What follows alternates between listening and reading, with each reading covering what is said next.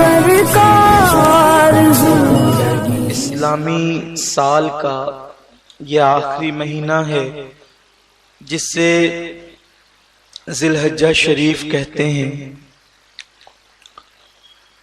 اور یہ بہت برکت والا مہینہ ہے، اس لیے کہ اس مبارک مہینے میں اسلام کا ایک عظیم فریضہ جسے حج کہتے ہیں وہ ادا کیا جاتا ہے، اور اللہ تعالیٰ نے اس مہینے کی پہلی 10 راتوں کی قسم قرآن مقدس میں یاد فرمائی ہے۔ اس مہینے میں صدقہ دینا، کپڑے تقسیم کرنا، روزہ رکھنا بڑی فضیلت ہے۔ اس کے 10 دنوں میں جو ایک دن روزہ رکھے گا، اللہ تبارک و تعالی اسے 1000 سال کی عبادت کا ثواب عطا فرمائے۔ اور اس مبارک مہینے میں اگر کسی بندے نے کسی مسلمان کو صدقہ دیا تو اللہ رب العزت پوری دنیا کے انسانوں کو صدقہ دینے کا ثواب عطا فرماتا ہے۔ اس مبارک مہینے میں ہم ایک کام اور بھی کرتے ہیں جس کو ہم قربانی کہتے ہیں۔ قربانی کے تعلق سے اللہ کے حبیب صلی اللہ علیہ وسلم فرماتے ہیں، سنت ابیکم، یہ تمہارے باپ ابراہیم علیہ السلام کی سنت ہے۔ دراصل اللہ کے جتنے بھی بندے ہیں اللہ نے ان کا امتحان لیا، انہیں آزمایا۔ انسان امتحان کیوں لیتا ہے؟ امتحانات کیوں ہوتے ہیں؟ امتحانات اس لیے ہوتے ہیں تاکہ چیک کیا جائے کہ اس کے اندر صلاحیت کتنی۔ اسکولوں میں، کالجوں میں، یونیورسٹیوں میں جو امتحان ہوتے ہیں اس لیے امتحان ہوتا ہے تاکہ پتہ چلے اس کو آتا کتنا ہے۔ تو یہ استاد سال بھر پڑھاتا ہے اور پھر وہ امتحان لیتا ہے تاکہ میں نے اس کو جو پڑھایا تو اس کو آتا ہے کہ نہیں کچھ۔ امتحان کے بعد ڈگری دی جاتی ہے۔ تو اللہ تو سب جانتا ہے، اللہ پاک تو سب جانتا ہے، پھر وہ کیوں امتحان لیتا ہے؟ اسے تو معلوم ہے نا کہ ابراہیم کیا ہے، اسماعیل کیا ہے، یوسف کیا ہے، یونس کیا ہے، موسیٰ کیا ہے، عیسیٰ کیا ہے، داؤد کیا ہے، ایوب کیا ہے، ذوالکفل کیا ہے، عزیر کیا ہے، سب جانتا ہے اللہ۔ کیوں امتحان لیتا ہے؟ اللہ اس لیے امتحان لیتا ہے کہ اللہ نے ان بندوں کو بزرگی عطا کی، عظمت عطا کی۔ تو معاذ اللہ کہیں ایسا نہ ہو کہ کوئی بندہ کھڑے ہو کر کہے کہ دیکھو ابراہیم کو تو خلیل بنایا، مجھے تو یوں ہی بندہ بنا دیا۔ استغفر اللہ۔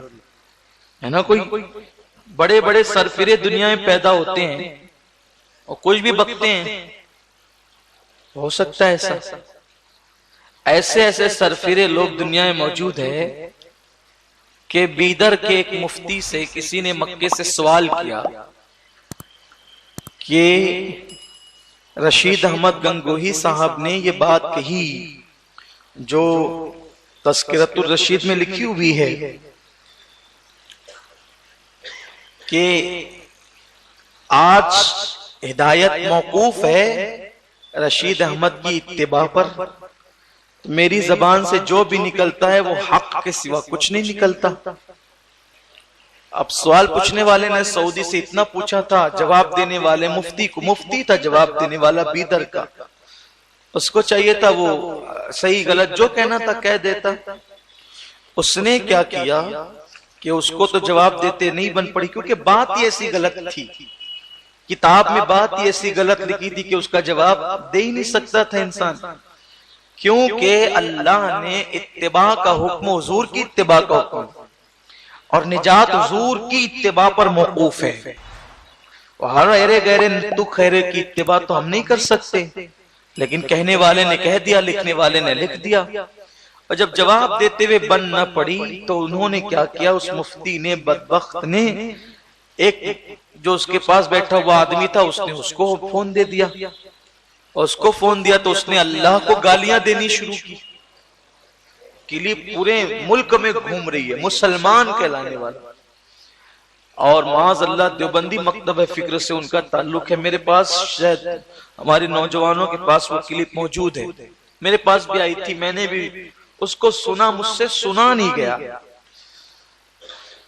مجھے ایسا لگا کہ دیوبندی حضرات اب دھیرے دھیرے ایسا لگتا ہے کہ کھل رہے ہیں، اور مجھے یوں لگا کہ یہ آج کل کوئی پہلی بات نہیں ہے، انہوں نے تو آج زبان سے کہی ہے، یہ پہلے کتابوں میں لکھ چکے ہیں۔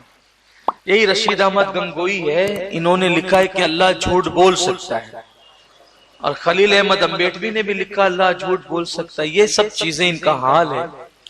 ہم لوگوں کو کہتے ہیں، لوگ کہتے ہیں یار یہ لوگ زبردستی لڑائی جھگڑے کی بات کرتے ہیں، ٹھیک ہے بھائی جاؤ لڑائی جھگڑے کی بات تم سمجھو، تم جانو، ہم تو اپنا کام کر چکے۔ تو ایسے بھی سرفرے لوگ ہیں، حالانکہ اس کو جواب دینے کے لیے مجھے لوگوں نے بیدر بلایا تھا، 6 تاریخ کو میرا پروگرام بھی تھا، لیکن اچانک میری طبیعت خراب ہونے کی وجہ سے میں نہیں جا سکا، بہرحال پروگرام تو ہوا وہاں۔ تو یہ سب حالات ہیں کہ ایسے ایسے بھی سرفرے، اس نے اللہ کو گالیاں دی، استغفر اللہ، اور جو خدا ماں بہن سے پاک ہے، ماں بہن کہہ کر گالی دی، حجر اسود کو گالی دی، کعبۃ اللہ کو گالی دی۔ میں تو یہ بھی کہتا ہوں کہ مالیگاؤں کے دیوبندی حضرات کو بھی کم سے کم سوچنا چاہیے کہ جس خدا کے ٹکڑوں پہ وہ پلتے ہیں، کم از کم اب تو کفر کا فتویٰ دے ان پہ، اللہ کو گالیاں۔ کل تک اولیاء اللہ کو گالیاں دے رہے تھے تو سب کو اچھا لگ رہا تھا، اب اللہ کو گالی دی۔ اور ہے یہی بات، جو ولی اللہ کا دشمن ہوگا وہ اللہ ہی کا دشمن ہے، آج نہیں کل، کل نہیں پرسوں، اسے کھلنا ضرور ہے۔ یہ پردے میں چھپے تھے، آج اوپن ہو گئے، اللہ نے ننگا کر دیا ان کو۔ اور اب تو حال یہ ہے کہ اہل حدیث غیر مقلدین جو اپنے آپ کو اہل حدیث کہتے ہیں، وہ بھی خوب ان کا بینڈ بجا رہے ہیں۔ انشاءاللہ مجھے کبھی موقع ملے گا تو اس پر میں تفصیلی گفتگو کروں گا کہ اللہ کے بارے میں ان کے عقائد کیا ہیں، تاکہ میرے نوجوانوں کو پتا چلے کہ یہ اللہ کے بھی گستاخ ہیں اور بڑے بدبخت ہیں۔ دیکھو بس اتنا یاد رکھو کہ یہ جو ہمیں اہل سنت و جماعت کا مسلک ملا ہے نا، یہ صحابہ سے اور حضور سے ملا ہے، بس اسی کا دامن پکڑے رہو اور دعا کرو کہ اللہ اسی پہ موت عطا فرمائے۔ اس پہ گئے تو کامیاب ہے، ورنہ یہ سب جو ہے انگریزوں کی اپج ہے، اور یہ سب انہی کا مرہون منت ہے۔ یہ سب کچھ اللہ تعالیٰ لوگوں کو ہدایت عطا فرمائے۔ تو لوگ ایسے بدبخت بھی پیدا ہوتے ہیں کہ کچھ بھی سوال کرتے ہیں تو کوئی کھڑے ہو کر کے یہ کہہ سکتا تھا کہ ابراہیم کو خلیل بنایا، مجھے نہیں بنایا خلیل، موسیٰ کو کلیم بنایا، مجھے نہیں بنایا کلیم، ایسا ہو سکتا تھا۔ تو اللہ تبارک و تعالیٰ اپنے برگزیدہ بندوں کا امتحان لیتا ہے، اسے معلوم ہے کون کیا ہے۔ ارے جب انسان پیدا بھی نہیں ہوا تھا تب بھی وہ جانتا ہے کہ کون کیا ہے، پھر امتحان کیوں لیتا ہے؟